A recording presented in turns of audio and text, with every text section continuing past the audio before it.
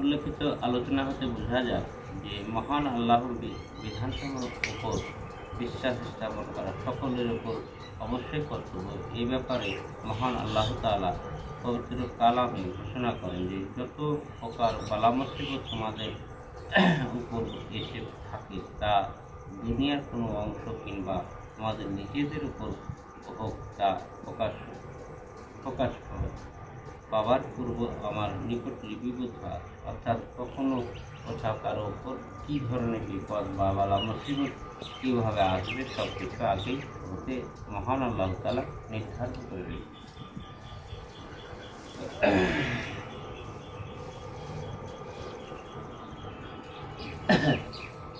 আল্লাহ তাআলা নির্ধারণ করে রেখেছে।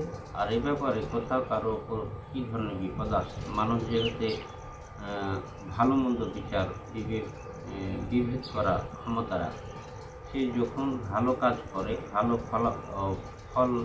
ফলাফল পাবে তখন